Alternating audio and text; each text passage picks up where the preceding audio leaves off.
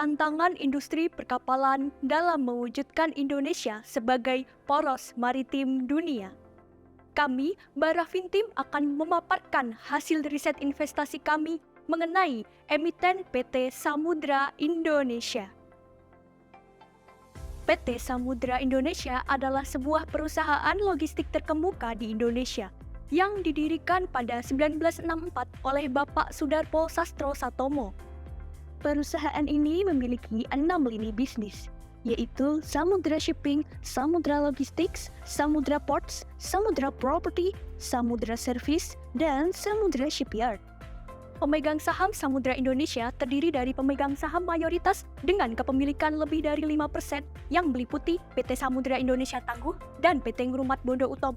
Sementara itu, minoritas dengan kepemilikan kurang dari 5% adalah manajemen perusahaan, yaitu Masli Mulia sebagai komisaris dan Bani M. Mulia sebagai direktur utama serta publik. Usaha ini memiliki rantai nilai terintegrasi yang mencakup industri perkapalan dari hulu ke hilir, yang meliputi kepemilikan, pengelolaan operasional, dan pengiriman muatan kapal.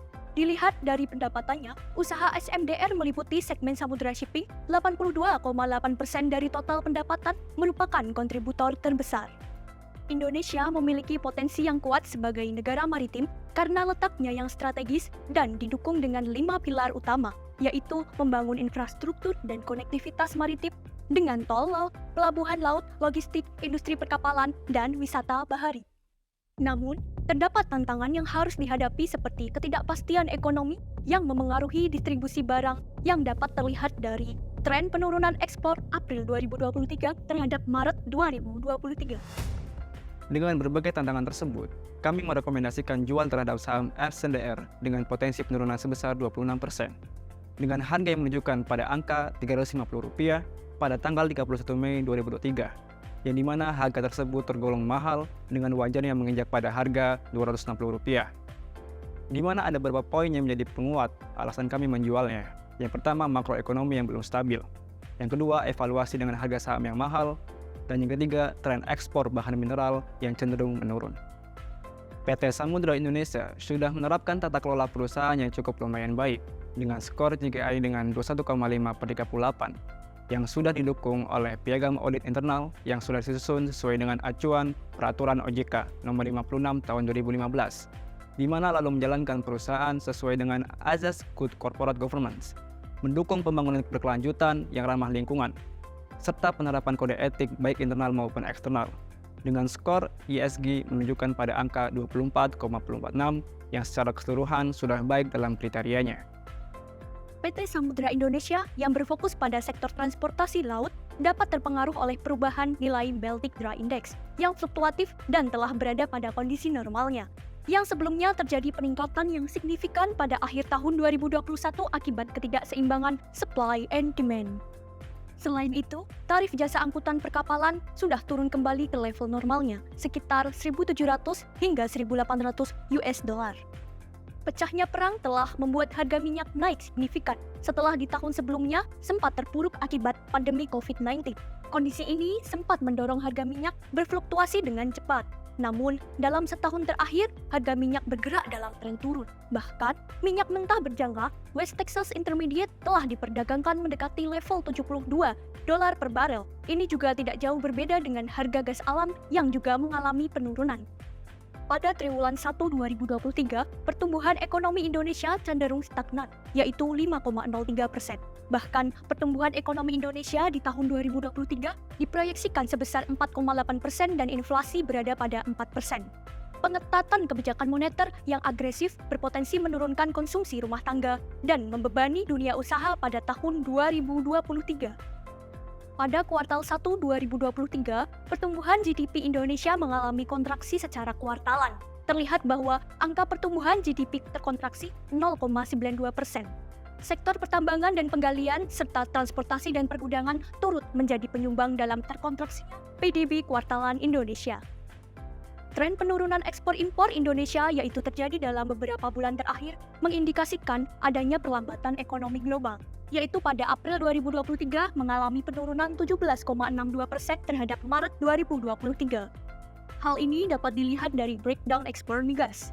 ekspor minyak mentah Indonesia mengalami kenaikan secara berkala kemudian menurun.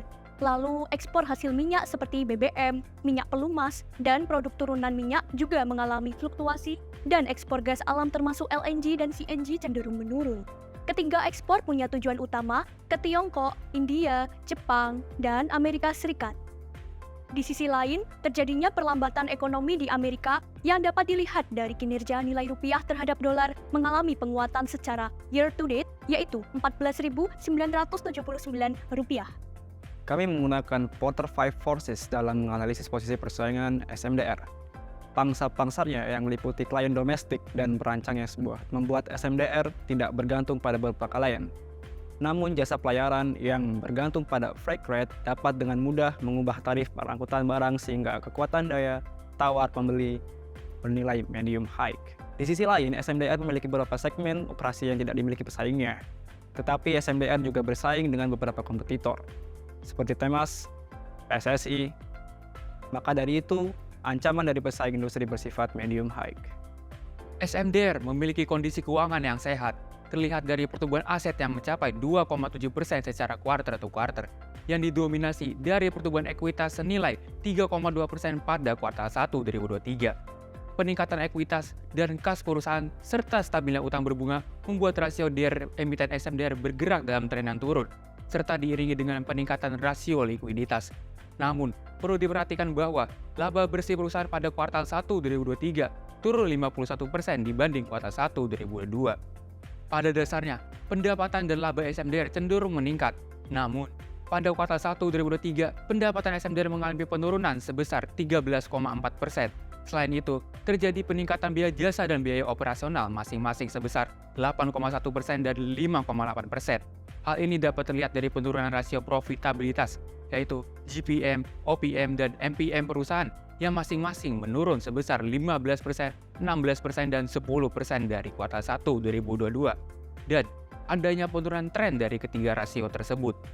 Maka dari itu, pendapatan SMDR pada tahun 2023 diproyeksikan akan menurun sebesar 31%, yaitu dari kuartal 1 2023 yang disetahunkan. Proyeksi ini didasari dengan turunnya freight rate ke harga normal, stagnannya ekspor migas, serta proyeksi pembagian energi migas yang mulai stagnan di tengah isu green energy. Hal ini dikarenakan mayoritas pendapatan SMDR berasal dari aktivitas pelayaran tambang, dan perlu diketahui juga mayoritas anak usaha bergerak dalam pelayaran migas. SMDR memiliki valuasi yang murah dibanding pesaingnya. Hal ini terlihat dari rasio EV to EBITDA SMDR yang di bawah rata-rata industri. Namun, perlu diperhatikan juga bahwa nilai ROI dan NPM perusahaan juga di bawah rata-rata industri. Berdasarkan analisis DCF, nilai intrinsik saham SMDR berada di sekitar harga 260 per lembar saham. Hal ini didasarkan dari pendapatan yang berkurang 31% pada tahun 2023, serta growth rate sebesar 12%. Pertumbuhan ini dilandaskan dari adanya beberapa driver yang kami pertimbangkan. Lalu, untuk tingkat diskonto, kami menggunakan WACC sebesar 10,9%. Maka, dengan nilai intrinsik yang didapat, ada potensi penurunan sebesar 25,7%. Oleh karena itu, kami merekomendasikan jual terhadap saham SMDR. Di sisi lain, kami juga melakukan analisis skenario. Pada skenario worst case, ada potensi penurunan sebesar 34% yang didorong dengan adanya perlambatan ekonomi, yaitu tren penurunan ekspor yang terus berlanjut, serta pendapatan 2023 SMDR yang turun 48%. Namun, dengan skenario base case, dapat mengubah rekomendasi kami menjadi hold, di mana adanya tren peningkatan ekspor serta pendapatan full year 2023 SMDR yang mencapai target manajemen. Selain itu, dengan analisis sensitivitas yang dilakukan, model DCF kami cenderung sensitif terhadap sales growth. Maka, perubahan pendapatan SMDR dapat berpengaruh signifikan terhadap harga sahamnya. Dan rentang harga saham SMDR mayoritas masih dalam rekomendasi jual dalam proyeksi kami. Di sisi risiko, ada beberapa hal yang harus diperhatikan. Seperti pertama, financial risk, di mana pendapatan yang tidak langsung mengikuti kondisi perekonomian yang cukup siklikal.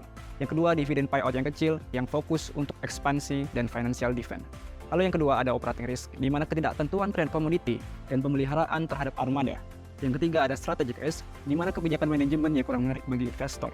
Lalu yang keempat, ada political and legal risk, di mana kestabilan internal dan regulasi mobilitas sekitar jalur. Dan yang terakhir, market risk, di mana fluktuasi harga BBM, melepasnya kurs internasional, dan isu BRICS serta kompetitor. Sekian, Barafin Team. Terima kasih.